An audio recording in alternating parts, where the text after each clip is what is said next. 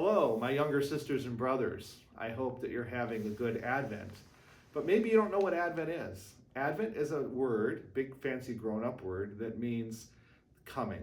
So in Advent, we're celebrating the coming of Jesus. So we're celebrating how he came in the past, in what we call history. That's what we celebrate every year at Christmas, how Jesus came to us as a little baby.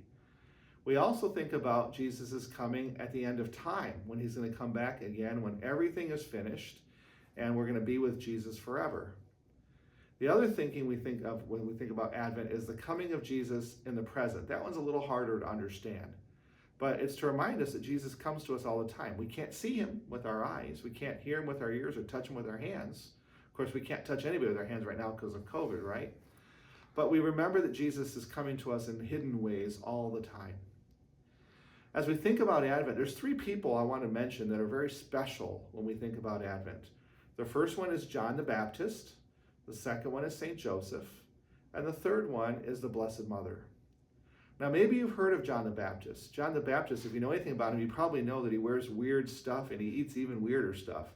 He wears camel's hair for clothes and a leather belt around his waist. Most of us wear leather belts, but we don't wear camel's hair.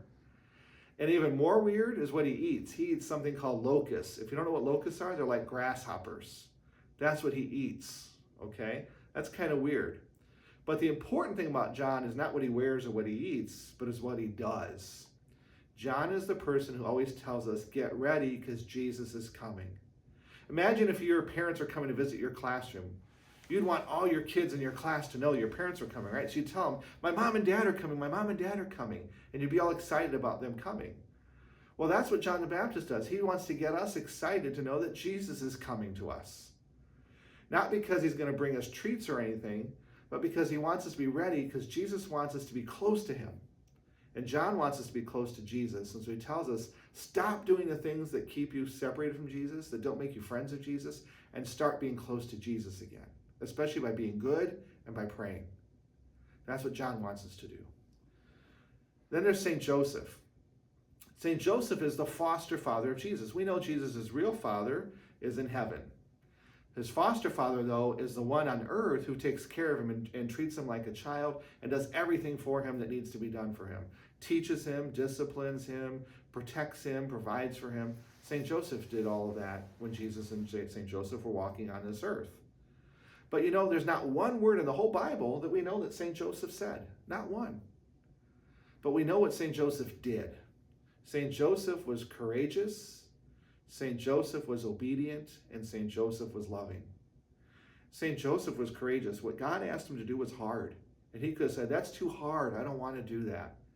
But he was courageous. He said, I'm going to do what's right, even if it's hard. St. Joseph was obedient. He knew what God wanted him to do, even though it was hard sometimes. But he always did it because he knew that God would never ask him to do anything that wasn't good. Just like your parents. That's one of the reasons why we should be obedient to our parents. Because our parents would never ask us to do anything that's not good. Excuse me. So we should be obedient and loving.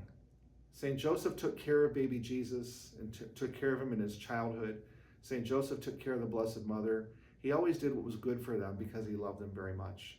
And those are great examples for us to be courageous in doing what's right, to be obedient doing what we're told, and to be loving, to be helping others.